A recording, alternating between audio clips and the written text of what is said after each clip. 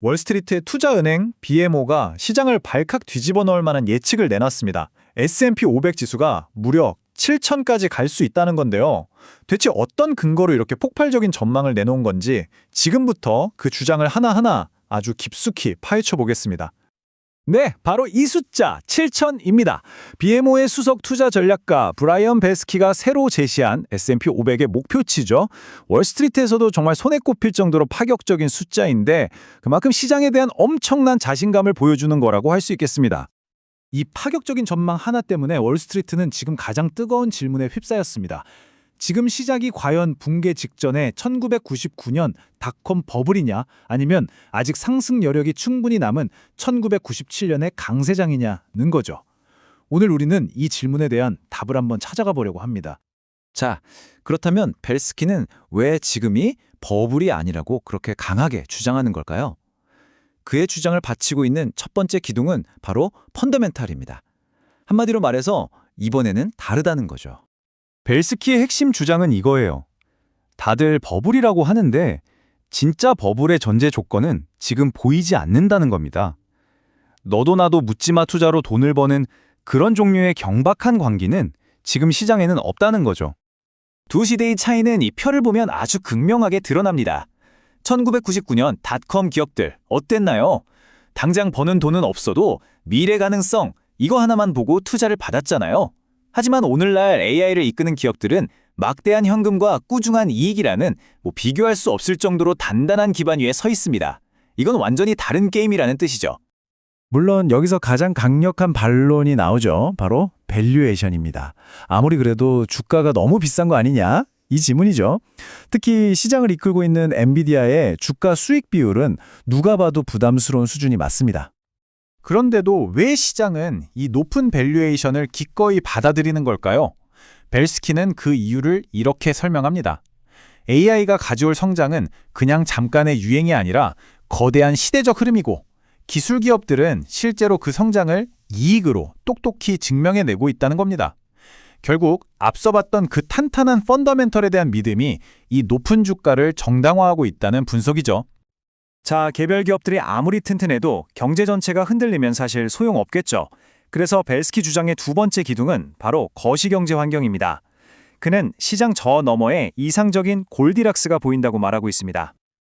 그의 예측 중심에는 바로 이 골디락스 경제라는 개념이 있습니다. 너무 뜨거워서 인플레이션을 걱정할 필요도 없고 또 너무 차가워서 경기 침체를 걱정할 필요도 없는 경제가 가장 이상적으로 굴러가는 생태를 말하는 거죠. 그는 역사에서 그 근거를 찾는데요. 지금이 버블의 끝물이었던 1999년이 아니라 오히려 장기 강세장이 막 시작되던 1995년, 96년과 굉장히 비슷하다는 겁니다. 이게 시사하는 바는 명확하죠. 지금이 끝이 아니라 어쩌면 거대한 상승장의 초입일 수 있다는 겁니다. 그리고 이 골디락스 시나리오의 핵심에는 바로 연준이 있습니다. 시장인 연준이 마침내 금리 인하를 시작할 거라고 아주 강하게 기대하고 있잖아요.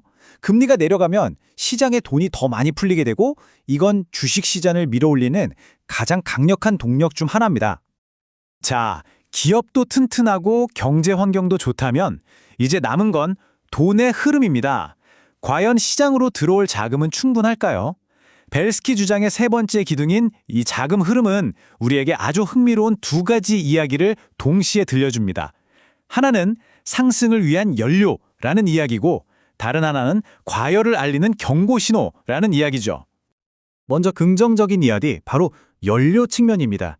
무려 10조 달러, 우리 돈으로 1경 원이 넘는 정말 어마어마한 돈이 현재 MMF 같은 단기 상품에 그냥 대기하고 있습니다. 아직 주식시장에 들어오지 않는 이 막대한 현금이 바로 강세장을 더 밀어 올릴 수 있는 잠재적인 연료라는 거죠. 강세론자들의 시나리오는 이렇습니다. 연준이 금리를 내리기 시작하면 MMF에 있던 이 막대한 돈이 더 높은 수익을 찾아서 주식시장으로 이동할 거라는 거죠. 여기에 랠리를 놓칠까 봐 불안해진 투자자들의 추격 매수 심리까지 더해진다면 시장은 한 단계 더 도약할 수 있는 엄청난 연료를 얻게 되는 셈입니다. 하지만 바로 여기서 경고 신호가 켜집니다. 뱅크 오브 아메리카의 데이터를 보면 이야기가 완전히 달라져요. 부자 고객들은 이미 주식 비중을 거의 최고 수준까지 늘렸고 반대로 현금은 거의 바닥난 상태라는 겁니다. 한마디로 들어올 사람은 이미 다 들어와 있다는 신호일 수 있다는 거죠. 이게 바로 역발상 투자 관점에서 봤을 때 굉장히 위험한 신호로 읽히는 이유입니다. 역사적으로 보면 모두가 이렇게 낙관론에 취해 있을 때 시장은 오히려 조정을 받는 경우가 많았거든요. 시장이 과열의 정점에 다다랐다는 경고등일 수 있다는 겁니다. 자, 지금까지 튼튼한 펀더멘탈, 우호적인 거시경제, 그리고 연료와 경고 등이 동시에 켜진 자금 흐름까지 살펴봤습니다. 이 모든 조각을 종합했을 때 과연 우리는 강세장의 한가운데 서 있는 걸까요? BMO의 최종 결론을 들어보시죠. BMO의 결론을 정리하면 이렇습니다. 첫째, 현재의 랠리는 이익이라는 단단한 펀더멘털 위에 서 있다. 둘째, 골디락스 경제라는 우호적인 환경이 뒤를 받쳐주고 있다. 셋째, 아직 시장에 들어오지 않은 막대한 유동성이 추가 상승의 잠재력이 된다. 그래서 BMO의 다층적 분석이 내리는 최종 결론은 명확합니다. 우리는 붕괴 직전의 1999년이 아니라 지속가능한 성장이 계속 이어지던 1997년의 강세장 한가운데 있다는 겁니다. 하지만 이 모든 분석에도 불구하고 결국 시장의 미래를 결정할 단 하나의 궁극적인 질문이 남게 됩니다. 바로 이 질문입니다. 과연 앞으로 기업들이 벌어들일 이익 성장이 지금의 이 높은 밸류에이션을 정말로 정당화할 수 있을까? 이 질문에 대한 시장의 대답이 결국 월스트리트의 다음 행보를 결정하게 될 겁니다.